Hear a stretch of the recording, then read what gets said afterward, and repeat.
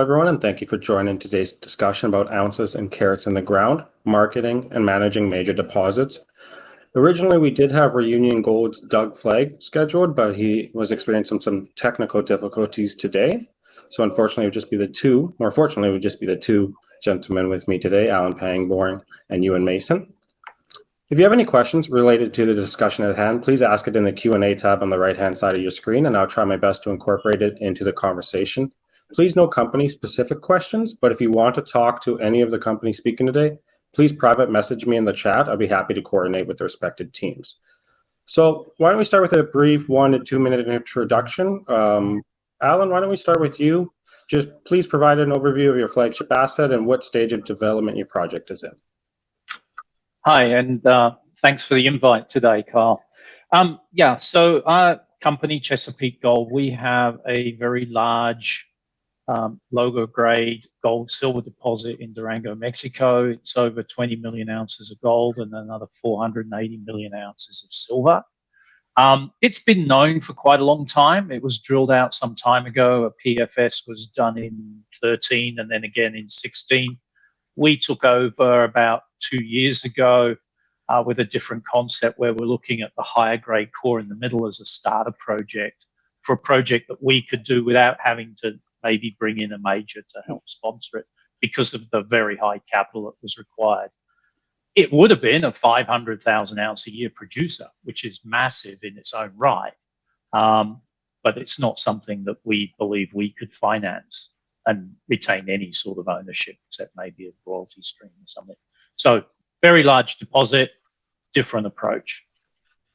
Thank you. And Ewan, why don't you talk about Star Diamond and the scale of your project? Well, thanks, Kyle. Thanks for inviting me. It sounds like Alan and I have a fair bit in common with respect to our assets. We have the largest undeveloped diamond deposit on the planet. We've been working on it for close to 25 years and almost spent $1 billion on it, trying to get it to the mining stage. Our 75% partner, Rio Tinto, who's the last guys to kick it a can, have decided that they are no longer going to develop diamond mines. And despite having a very upbeat view of the technical aspects of the project, have decided to move on. So we are currently trying to get that interest back from them and once again, try and move it forward ourselves. Thank you. Now, the opportunity in large deposits is rather obvious, so I want to direct the conversation to what challenges a company might face in marketing and managing a large deposit. And one of the main factors is just because it's a large deposit does not mean it's economical, given the commodity's underlying price or the deposit's complexity. Now, Alan, as a metallurgist, perhaps you can answer this question, given you have worked on large projects throughout your career. With these big deposits, or big checks, like you stated, do strategic investors typically shy away or are hesitant about large but complicated projects that might require an innovative approach to extract the metal efficiently and economically? Look, it depends on so many factors, and I'm sure Ewan can add to this as well with his experience with Rio. Strategic investors, in my opinion, can be a bit of a double-edged sword. Depends on who they are. Some of them are very well known for what they want and why they come into a project. And my experience in the copper industry is the Japanese smelters at one stage, they would take a strategic position without management, and they were basically looking for a material offtake. And you saw that as well with the Koreans and others. Sometimes you see some rather interesting joint ventures like BHP and Rio in the same asset. You sort of go, well, why would they do that? Sometimes it's because of the size of the check. You offset your risk a bit. But there are all sorts of factors that come into the deposit. Some deposits, they're large, the grades are low, and the only way they're economic is with this massive capital injection, which a junior company can't do. So very many different factors. Is it recoverable? What's the process? Are there contaminants in it? Do you want a smelter as a strategic partner? Is there a marketing partner who can market your product better, like Glencore and some of these other concentrate marketing guys? There are just thousands of things that in-country experience related to location and politics. Do you want a partner who's, in our case, in Mexico and has worked in Mexico forever, or somewhere else? The list goes on and on and on. Definitely. And Doug, nice to see your power's back on here. I hope it's working fine. But before I bring it to you, Ewan, do you have any further comments to the question I asked Alan? Well, with a large deposit, you have got 10 times the uncertainty with the investor base. For instance, we have to move 2 billion tons of overburden before we even get to the kimberlite. And this has been one of our largest problems because this creates pit stability issues and et cetera, things that we've had to spend decades working out. And clearly, if you can't get to the ore quickly, you can't get payback. And so we've had scenarios where it was going to take us 3 to 4 years just to wipe out the overburden. And now we've got it down to, if we do the right pit first, maybe a year and a half, about 150 meters of overburden is quite a stick. And so this is something we've had trouble with. We think we've got it cornered with the pit stability, but we'll see. Thank you. And I've just been noticed by my coworker that Doug is still here. He's just on audio in the background. So Doug, why don't you talk about your project and the size of your project and give a little quick 1 to 2 minute pitch about Reunion Gold, and I'll circle you into this conversation. Thank you. Yeah, our project is still in the, I would call it, advanced exploration stage.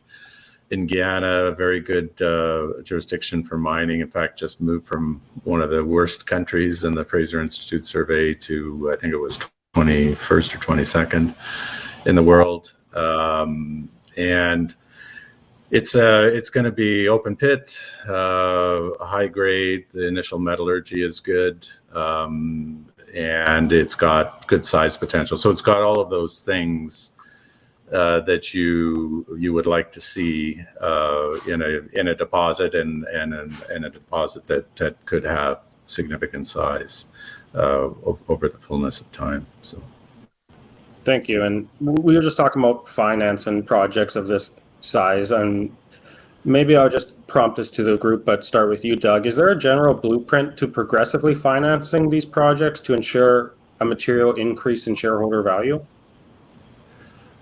I mean, I think there is. There's, the private equity groups. Some of them will come in early and fund equity with the promise of potentially doing debt down the road. Same with the streamers, and I think for the bigger / better projects, they're proportionally easier to fund because there's not a lot of them out there.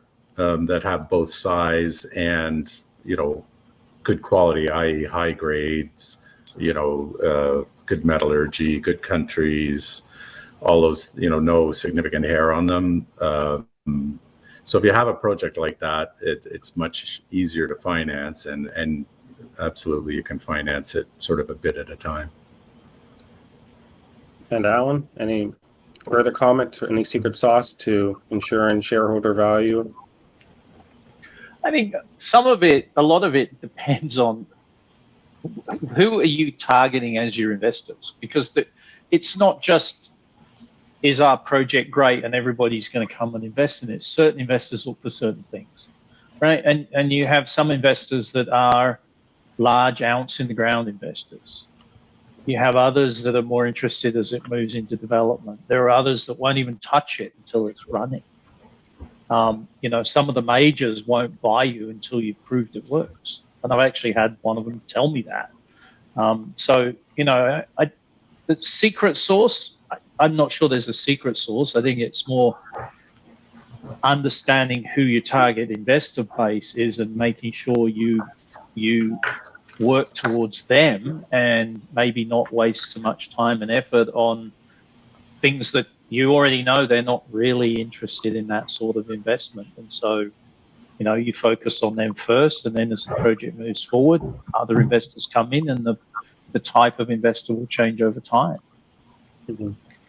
And Ewan, any further comments? Well, it's hard to say too much intelligent about this because we've been at it for so long. We've had 3 joint venture partners and all kinds of different investors. So I would say, though, that we've changed our focus quite a bit about what sort of investor we're looking for. We started in February by showing off the bling, showing the cut diamonds, of which we have over 160,000 of them, and looking for a new investor that's after the bling, because clearly the mining investor is sitting in the shadows or is hibernating somewhere.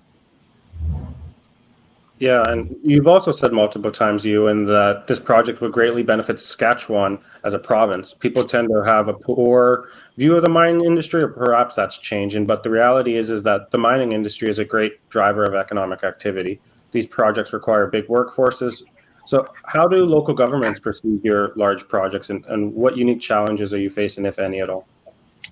Well, the governments have been on side from the beginning. They want the mine up and running yesterday. The problem has been, of course, getting the money to do that. And when you're looking at an operation that's going to result in a 3-kilometer wide open pit, you're talking about, I would say, earthscaping. And there is a little bit of reluctance, I think, both locally and possibly nationally to building this mine. But we've developed, certain routes along the ESG channel that show this to be zero emission now. So, you just have to move and you have to juggle a little bit to get this done. And I'm hoping that we'll get this moved forward fairly shortly.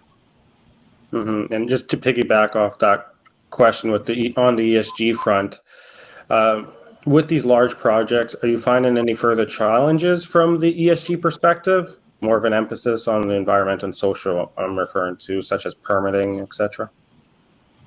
Well, 10 years ago, never a word was uttered about that subject, but now it's pretty much everything. It's so important now that our partner Rio Tinto commissioned a study, I think at the University of Saskatchewan or University of Alberta, to determine the carbon capture abilities of kimberlite rock, which is loaded with olivine, and came out with some great results. So this is actually driving, I think, Rio Tinto's way forward, and it's certainly going to be a driver on this mine when it gets built, because it will be zero emission.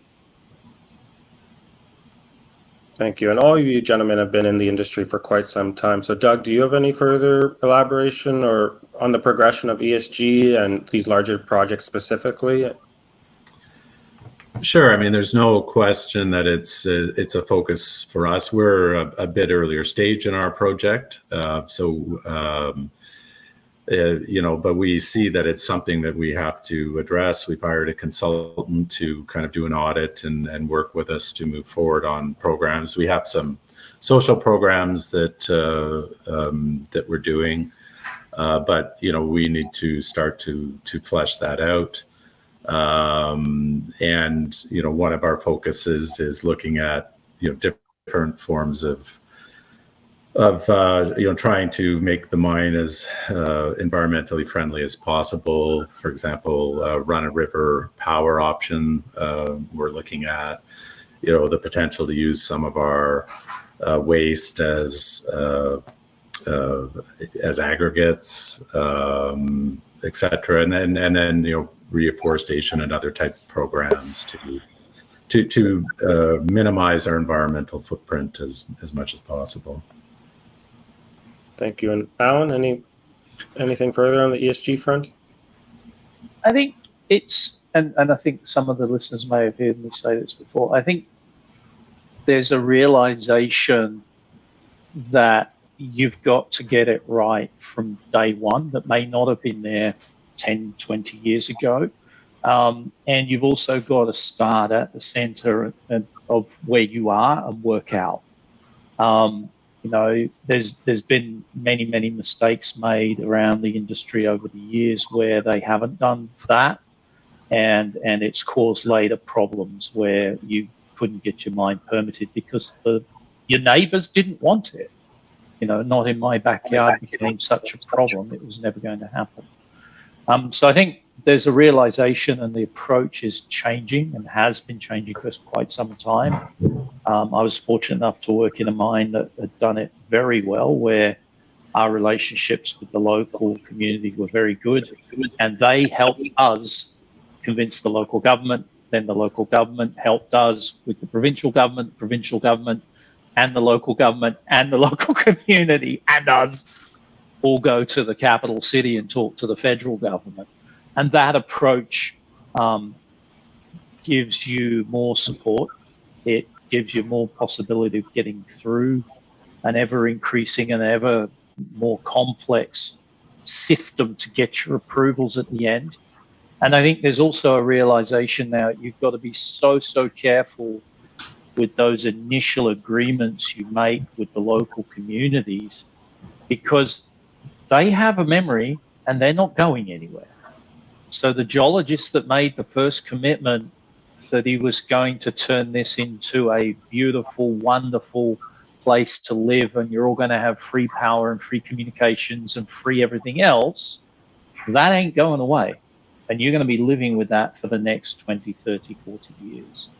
So I think it's more of a, we are learning, we have to take a more holistic approach to it all, start at the core and work your way out, rather than going to Mexico City in our case, or Bogota, or wherever the capital is, and trying the boss comes and tells the local community what they've got to do. Not going to work. For sure. And it never has. And have you seen any further interest from your inner circles or strategic investors, or any investors talking about like having a preference over underground versus open pit operations? Like from a risk perspective, underground is typically higher, but I'm just wondering with these net zero goals and this further realization of ESG, if open pits are becoming less attractive. Is that to me, Cal? I'll leave it open, but go ahead, Ewan. Why don't you kick it off? I mean, obviously, out of sight, out of mind is a good thing. But in our case, you could mine our deposits underground if you wanted to. But just, I'm not sure it would be economic, and it would have the scale that it needs to have for such a large project. But there are ways to mitigate those impacts, and we're doing that. And from our standpoint, because it's been on the planning books for so long, pretty much covered every aspect of it off. And we're going to be using a lot of the overburdenous aggregate. We are going to be using the kimberlite as carbon recapture. So there are a lot of steps taken now that nobody would have dreamed of 10 years ago. I'd like to add to that as well. It's open pits. It's all comes back to economics. But as Ewan said, there's things you can do, or there's processes that you can use, whether it's underground versus open pit, or even on the processing side, heap leaching versus smelters, that have different impacts and different total carbon impacts. And so if you look at our project, for instance, switching from an autoclave project to a smaller and heap leach focused project, we can reduce 90% of the energy requirements, 90% of the water requirements, and there's no tailings dam because you never produce tailings. And on top of that, you reduce the capital costs as well. And so there are things that we can do, and you're starting to see those changes happen. In the copper industry, we used to only leach oxides. Then we worked out how to leach secondary sulfides. Now there are people that are saying they can leach chalcopyrite. That drives it to an open pit. But the flip side is, I don't need massive amount of energy, I don't need massive amount of water, and I don't build these massive tailings dams, which have got a really bad reputation around the world because they end up going down rivers if you're not careful. And so there's a whole risk-reward equation in there as well that's beyond just the scar of an open pit. Yeah. Thank you. Doug, do you have any further comments on that? Yeah, I would add a couple of things. I think, as Alan said, the economics often of an open pit are more attractive. But offsetting that is I think it goes jurisdiction by jurisdiction. Some jurisdictions don't find open pits as palatable as others. So I think it really kind of depends where you are. Certainly in Guyana, we haven't found pushback on an open pit situation, and we certainly haven't found it being an impediment to let's call it third-party interest in the project. So I think it depends on the pit itself and the jurisdiction, you know, how big it is, a lot of the factors that Alan talked about, you know, in terms of how palatable an open pit situation would be. Thank you. And with these large projects, you don't just have a project and it becomes a mine. There's a lot of steps along the way. And you kind of need a unique skill set to have in terms of operating a large mining operation. But when looking at management teams with earlier stage projects, should experience operating a mine be near the top? Or why don't we kick it off with you, Alan? It's an interesting question, because I think initially, if you're an exploration company, you contract in the engineering services you need to do your PEA, your resource estimate, whatever. What your skill set really needs to be is how to find it, where is it, what do I do with it when I start drilling into it. That changes over time. You know, in my experience, for instance, I never really got involved in exploration projects. I would come in after they knew where it was and then go, okay, can this be a mine, and what does it look like? What's the scale going to be? And do the equivalent of like that PEA or PFS stage and then move it forward. And then you see the entire management and sometimes the board as well change over time as you move closer and closer and closer to becoming a producer, if that's your goal, right? The alternative is you get it to a point, somebody buys you, and they bring their own development operations management team in, and they already have those skill sets. So it really depends what your overall long-term plan is. But either way, you see this transition. Operating is very, very different. Building is very, very different to finding it. So what do you look for? What's top of your list for management? Me? Yes. Given our stage at the moment, where we are on this development metallurgical stage, it's really the support that can drive that key piece forward, and then take it into the development stage. And that's how I suspect that our management, well, not suspect, I know that's how our management team will change over time towards a more delivery-focused management team with the support functions that are required. And understanding what we have to look like when we get into operations is important, because then you wind that back and say, okay, I need HR systems, I need accounting systems, I need all of these other systems and processes in place before we hit the mad panic of build and start up and operate. And so we're working on getting some of that stuff all sorted out earlier, so that we don't have to try and fix it later. Yeah. Thank you. And Ewan, what about you for potential investors? What do you as an individual look for in a management team? Well, you know, having seen a lot of stories that worked and a lot that didn't, I can tell you the number one requirement is the ability to promote your project. You need to be able to tell the story, and you need to be able to raise funds on the back of that. And that, of course, assumes you have some kind of project that makes sense in the long run. There's plenty of time to get operating guys on board. Exploration is a whole different business than operations, and it can sometimes take decades to put together a project, as is our case. And so you wouldn't even need to think about having operating guys. You can hire them, consultants. But to be able to tell the story and to raise the financing is, in my mind, 98% of the game. If you can't do that, you're dead in the water. Now, isn't there a shortage of these high caliber, talented people to help assist in these projects, though? How do you find the right team? Is it a network? Having the right network? Well, you know, it's an intrinsic characteristic of a person. They have to actually have that get up and go stuff, right? And I'm not going to comment on where that's coming from today. But I can tell you there are a number of people in this business who have that get up and go, and it's gone quite well for a whole slew of them. So it's not rare.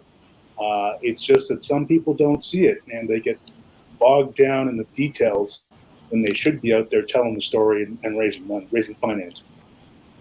Thank you. And Doug, do you have further comment on the transition from exploration to development in terms of management teams? Sure. I mean, we're actually going through that as we speak. I mean, we saw the need.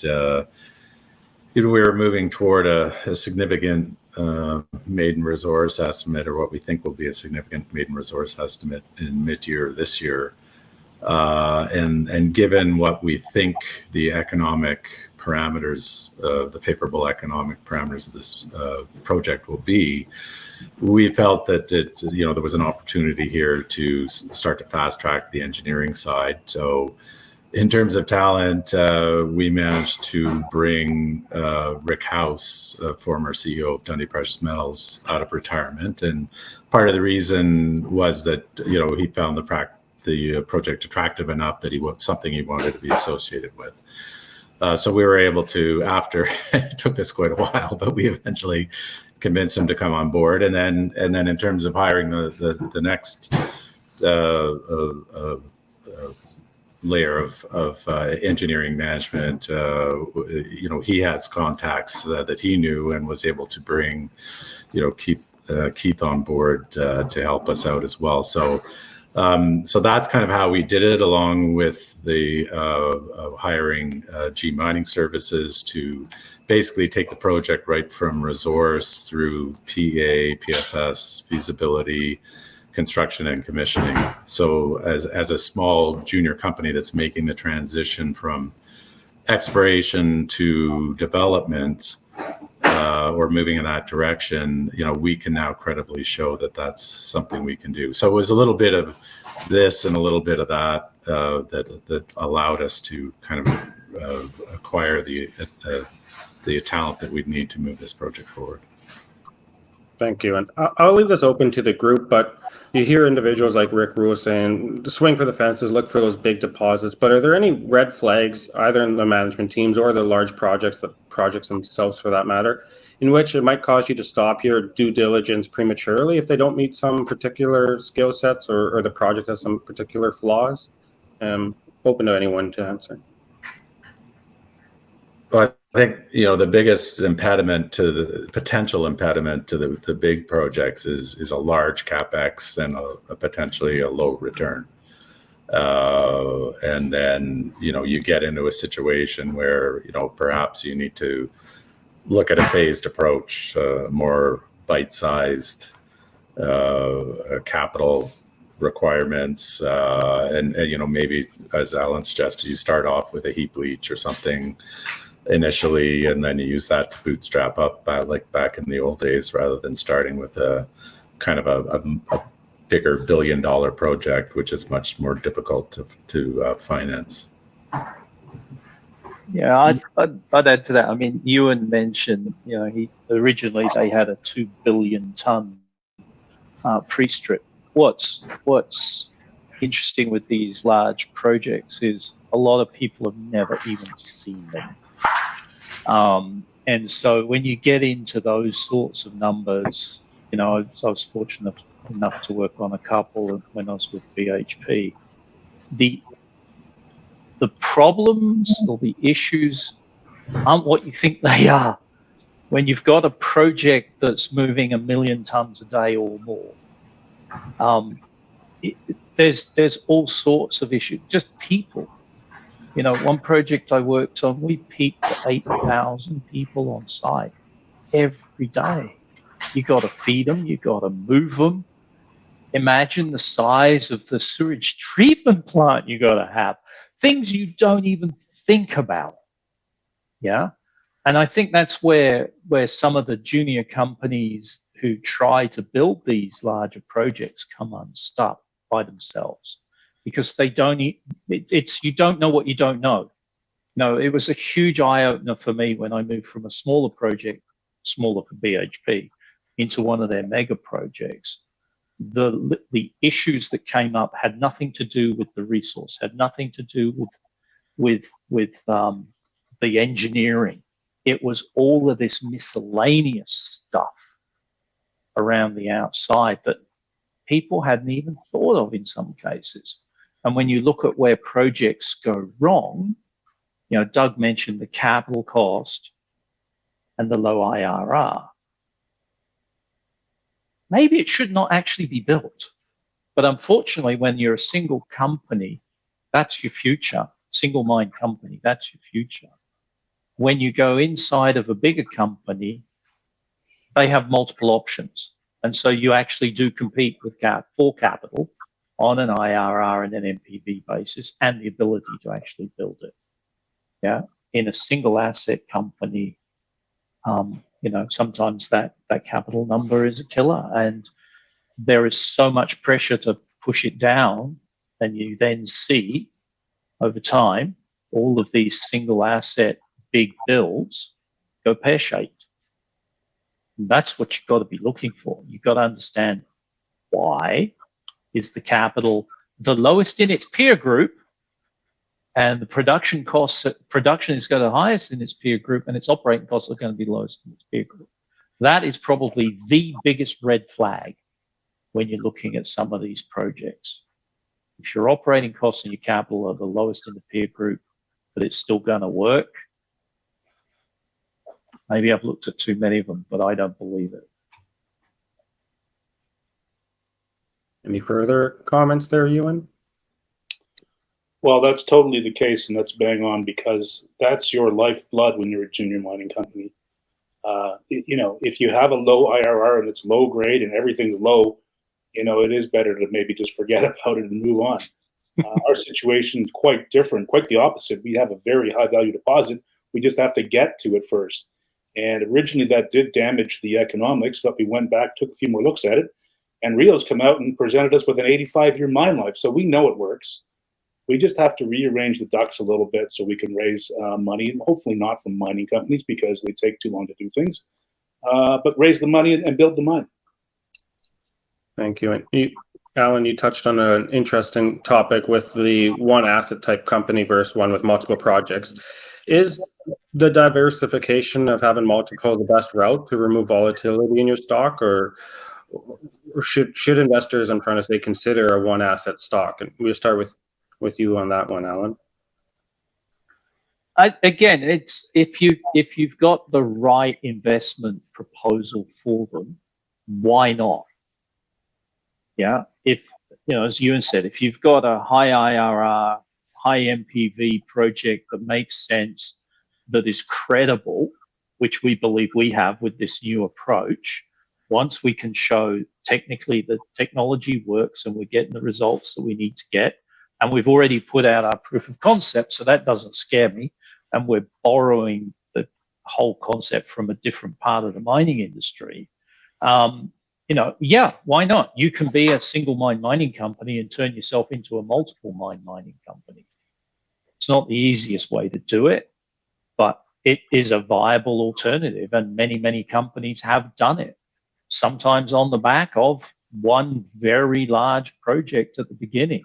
And they found a way, as Doug mentioned, to find a way how to bootstrap it. I think that's the other thing that the industry may have forgotten. If you look back at all of these mega projects that still exist around the world, whether that's Escondida, whether it's Barrick and the Carlin mines, whether it's any of these large mining operations, Kennecott, or the old Kennecott, Bingham Canyon, they never started anywhere near the size they are today. Escondida took 20 years to get to move 1 million tons a day. Morense got there after I don't know how many years. So that approach used to be start a little mine, get it up, get it running, show that it works, then expand, then expand, then expand. And it's also easier to raise money for an expansion because you've now got a track record and you can show, yes, the technology works. Yes, we can do it. Yes, we can deliver it. Yes, we've got the team. Yes, we've got a stable cash flow. We need some additional funding to build the expansion. It becomes a lot easier and a lot cheaper rather than the big bang. Yeah, because the big bang, the risk profile is so much worse. Mm-hmm. Any further comments on that, Doug? Do you have anything to mention there? And you're on mute, by the way, if you're speaking. Sorry.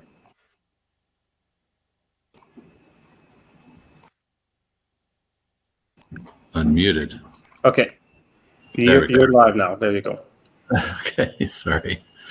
I don't know. I have challenges just getting unmuted, so let alone a big mining project. But yeah, no, listen, I agree with what Alan is saying on all of that.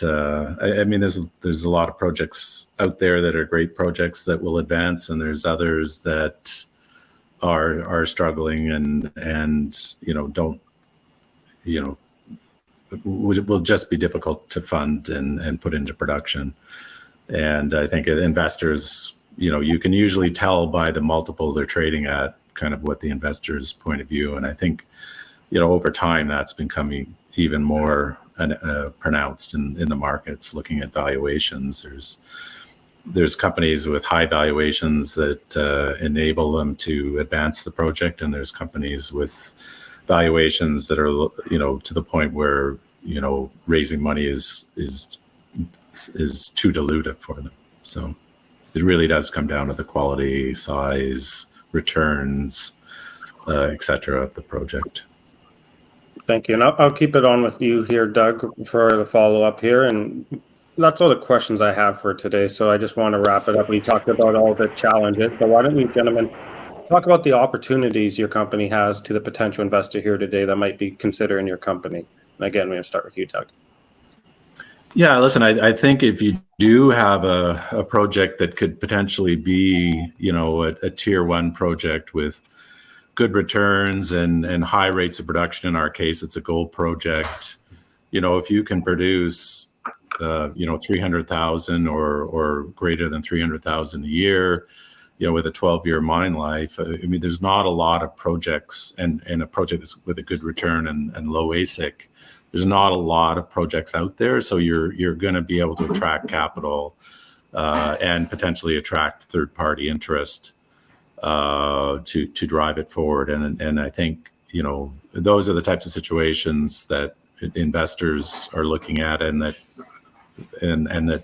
the larger gold companies are looking at as well. So if you can manage to find yourself in one of those situations, I mean, that's a good place to be. Thank you. And Ewan, why should a potential investor consider Star Diamond? Well, like I mentioned, largest undeveloped diamond deposit in the world with type 2A diamonds, which are incredibly rare and very valuable. In addition to that, while we're negotiating getting the 75% back to Rio Tinto owns, we dusted off our project in northern Alberta called Buffalo Hills Joint Venture and had a diamond analysis done there. And lo and behold, if we didn't turn up some very rare yellow diamonds that are type 2A as well. And that deposit has dozens of kimberlite pipes. The difference is most of them are at surface, not covered by 150 meters of overburden. So we're going to turn some of our attention to that, see if we can do a small program, see if we can turn up some big carat diamonds and have an exit ramp in case we don't get things done the way we want it at $4 coin. Thank you. And Alan, on to you. I guess our pitch to the investors is quite simple. We know where the deposit is. It is absolutely massive. It is one of the largest undeveloped gold and silver deposits in the world. And I stress gold and silver.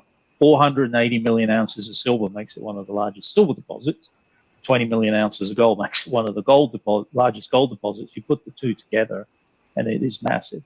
What we've brought to the table is a viable, credible alternative route that gives us a high IRR, high MPV starter project to get us going that we can do without having to bring in a strategic or a major shareholder that would dilute everybody else out. So that's our key pitch. The technology is working. We've put out the proof of concept and we're working on getting the numbers to support a PFS. Perfect. Thank you all for tuning in today. Thank you, gentlemen, for the awesome discussion. If you tuned in late, this recording will be available on 6.com in the later days, so keep an eye out for that. But thank you, gentlemen, for your time. I appreciate it.